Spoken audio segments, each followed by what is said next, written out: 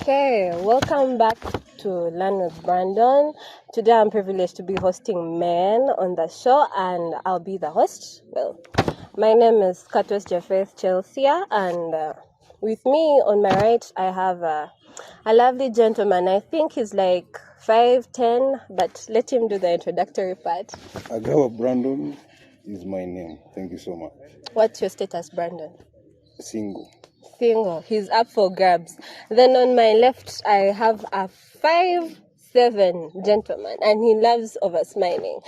So, introduce yourself to us. Ssenteza.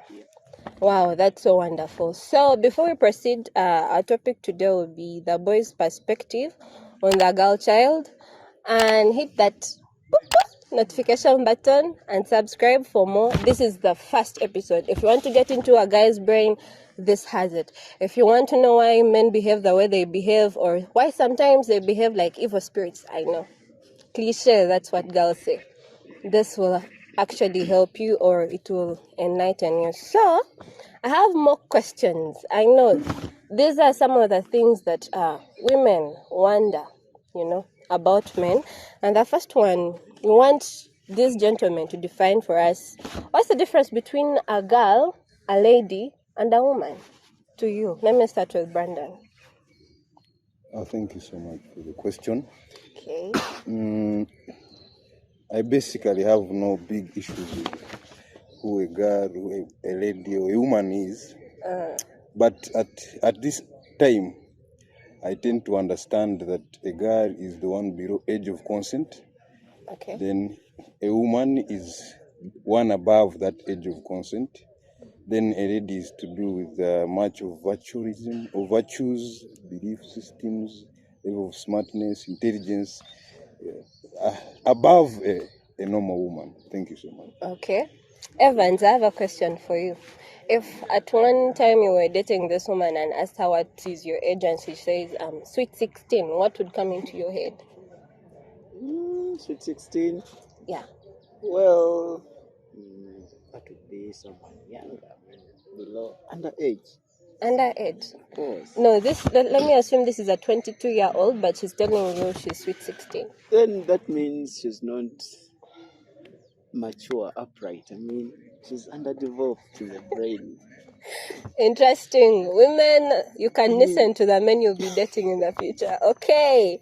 So, is it true that men are really afraid of women that have power or more money? Like, would you date such a woman, Brandon? Does that mean that women will have no problem except they have money or something? No. I've come across women that have money and are in big leadership positions, but women, it's like they are not approached. I don't know if there is something around them. So do really gentlemen fear approaching these women, or do you find them intimidating?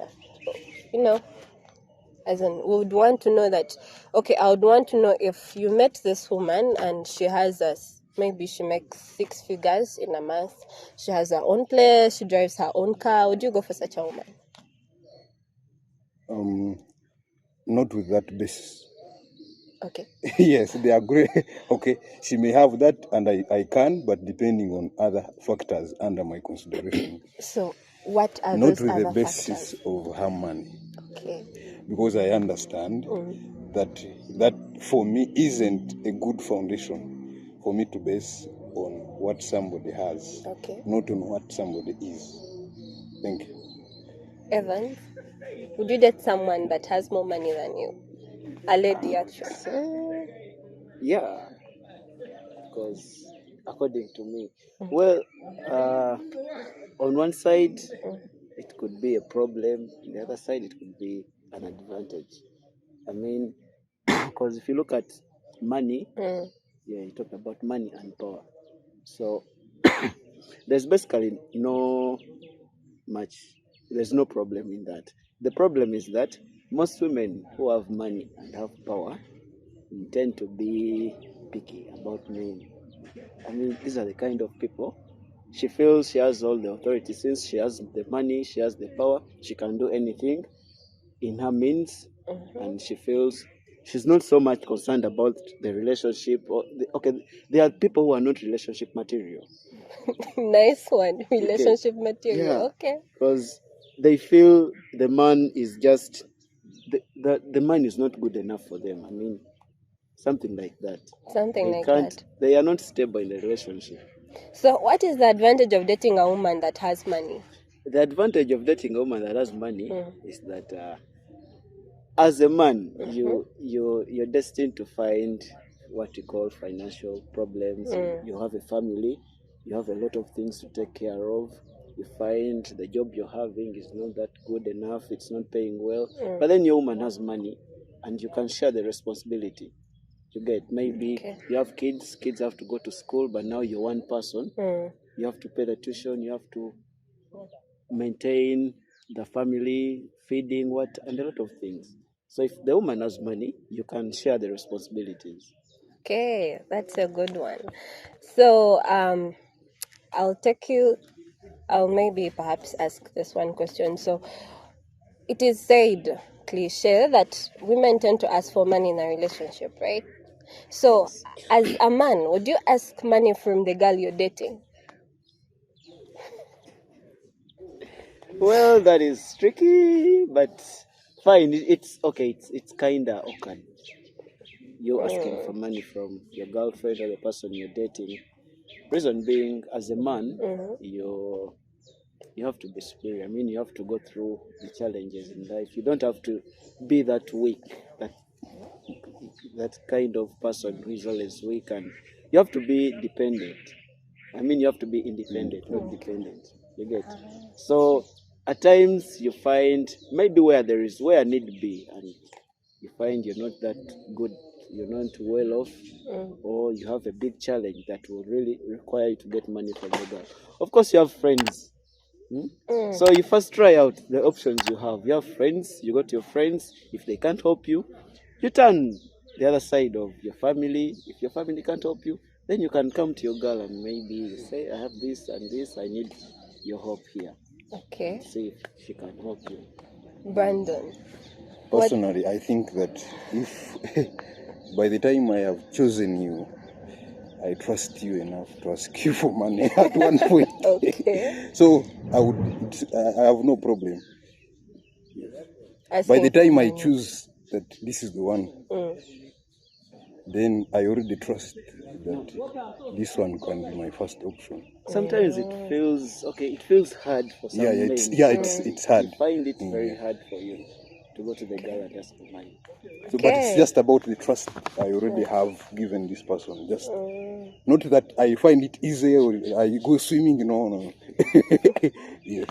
Interesting. So, ladies out there, be prepared. Your boyfriends are going to ask for some upkeep or money.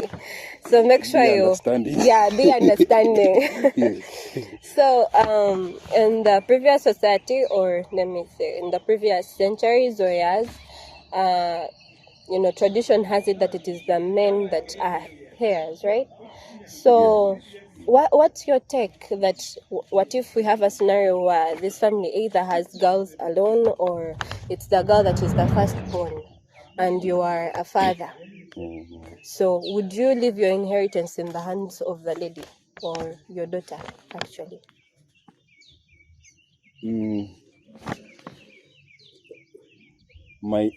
As per now, what I think is that if they have all crossed maybe to 20, 25, 30, I have studied their character enough to know who could be more responsible than the other. So me, I will not be lenient on the gender, but on what they have shown me as in their capacity to handle money, to handle those resources. Whoever shows me greater capacity has more chances of getting those things, of being the heir. So it's about what you show than what your gender or what your position in the home is. Yes. So that means even a last born can inherit. Yes. Okay. Evans, are you more of the traditional man or the more of the new heir? Well, if I speak from experience, I look at both families from my side because My mom is the firstborn in their family. Okay. And I see from the things she does, she's the one taking responsibility, or she's the one responsible for the family. She does everything. In case there is a problem, she's the first to be called. In case there is a lot of stuff that is happening, she's always there. Okay. Then the other side, well, my dad is the third born of the family. He's not a firstborn, he's the third born. But then there is his elder brother. He's always there, looking at the family responsibilities and stuff like that. But generally, if you look at leadership, if you compare the two, you see that women have a more cooperative style of leadership. For the men, it is only about command. Nice one. If I tell you to do this, you have to do it. Okay. But at least for women, they get involved in the activities going on. For men, it is command. If I'm older than Brandon and I want him to do something, I'll tell him do this. If I don't want him to do that, I'll tell him don't do that. Okay. So I don't find it a challenge if I'm to have a daughter and I say she's supposed to be the heir to me. Wow. So, dear future kids of these two gentlemen, I think you're very lucky. Then we go to the next question. Why do men say that women do not make tough decisions, that they hardly make them because we are labeled as emotional? What is your take on that? You hardly make decisions because you're emotional. Tough decisions. I think you are in line with the fact that women are more emotional than men. Okay. That's the label that the society has put. Yes. Okay. They express their emotions more than men do, or are able to. So with that comes a lot. Yeah, with that comes a lot. There are women who are stronger than men emotionally. Okay. Yes. But as we have seen, like, the society already is ready to accept men as leaders more than women. I don't know. For your take, would you give more honor? Okay, if you found a woman in office and a man in office, who would you give honor to? I would think that I would relate more with a man because we are not the same gender. When there is a woman and when it's woman to woman, we usually have alpha egos, coming in that way. So, okay. Yes. Okay. So at least even you, Oh! at least even you, wow, Jesus, we are very much together. Okay. So, but that the main issue is that there is no gender that is strictly like in control of decision making. But the higher chances are with the male gender. We are sure that there is going to be a decision. Okay. Yeah?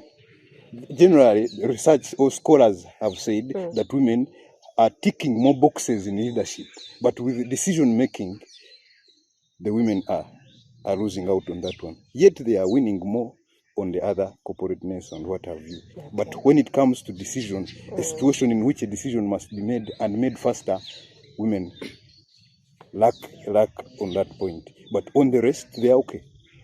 So I'm still in there. Thank you. Evan, what's your take? Come again. Why do you think women are called very emotional and they cannot make tough decisions? Okay, basically, if you I'll look at the perspective of a mother and a father. Okay. If at all you are in school, you have a problem, maybe you don't have pocket money or you have somewhere, you need something urgently, some money. You can even relate from the home. Who do you speak to often? I mean, who do you find softer on your side, your mother or your dad? So it depends on the child, how they relate to the parent. If you talk to your mom and your mom is that person who is soft on your side, you'll find it easier to get a solution from them compared to your dad. You see, when you look at women, women, let me say, they are dramatic. Nice. Women are dramatic, but then they have that bit of democracy in them. But then you find men, men are always task oriented. They'll ask you, if you ask for your dad for something, or you need some money, and you need to explain a lot of things. What are you going to use the money for? Oh. You get. But then when you call your mommy, and she's a parent, she's a mother, and mothers are, I don't know. I don't have the right word to explain who a mother is, but there are those people who are so close to their kids, or to their children. So it will be easier for your mother to make the decision that you want than you compared to your father. Or actually, your father would even first sit down with your mother. Most of the times when, for example, when I used to call my mommy and I need money when I was still in high school, even now, when I call her and I tell her I need money, she'll give me the money, but then she'll say, don't tell your daddy. Wow.